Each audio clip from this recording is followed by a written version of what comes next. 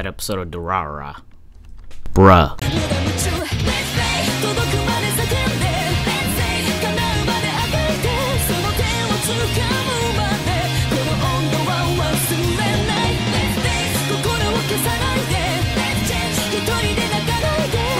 That episode of Durarara was so fucking good. It was so Durarara. On a reviewing standpoint, however, there's like damn near nothing to talk about because there wasn't much to criticize as there was to just kind of theorize and talk about. Here, I got like a couple of complaints. They weren't too big. 8:34, I'll try to put a screenshot up. On Crunchyroll, I think it said Mikapo. If I read it wrong, you won't see a screenshot. If I read it right, you'll see a screenshot. Crunchyroll exposed. 2:30, no way that bitch typed that entire message that fucking fast. I'm calling bullshit. 15:10, chop, chop, chop, chop, chop, chop, chop, chop, chop, chop, chop, chop, chop. That was like all of my complaints.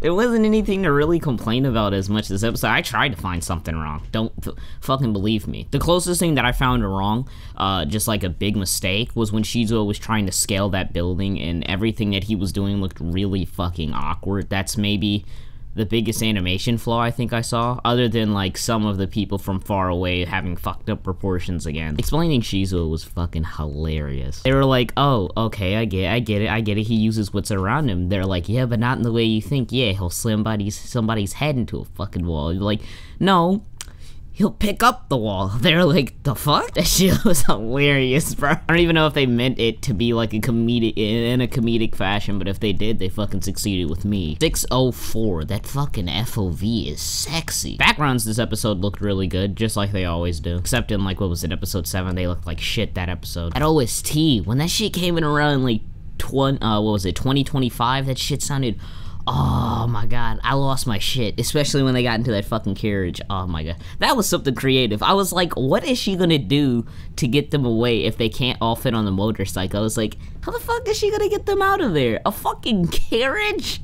I ain't think about that. She could have just made a car, but I guess she doesn't know how to drive. She only knows how to ride a motorcycle. I don't know. Kane's cute. Kame isn't though. Fuck that show. When the hell is Masaomi getting into this? He's kind of sitting there as a sideline character, and it was just kind of like, you're giving us a fair warning, kind of like foreshadowing, but you have no real significance within this plot. I'm wondering when the hell he's gonna pop up, because having him just here for the sake of being here just kind of seems like a what the fuck decision. Oh, I thought of one of the things that I did not like, I hated this episode. When the narrator was talking, before Mikado came out with his stuff, I guess, like, you know what I'm talking about. They were in the warehouse, the narrator was talking, that scene.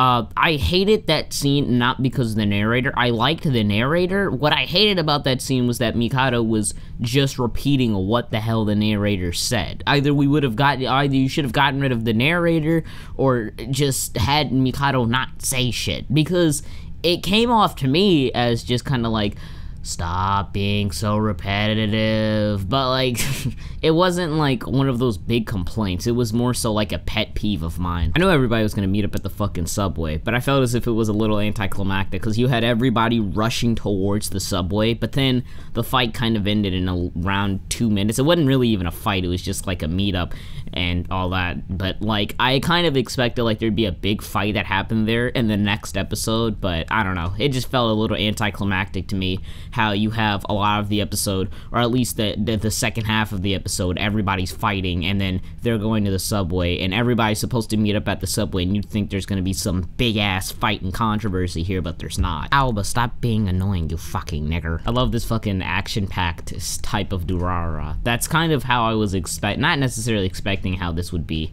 but not necessarily expecting the series to be like this, but I did like how it played out this episode.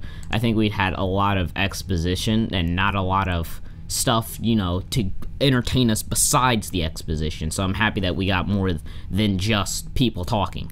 Anyways, that's it. I stated that bitch typed too fast. I did. Plot hole. Anyways, thank you guys for watching. If you guys did enjoy, please leave a like, comment, and as always, I will see you guys in the next video. Deuces!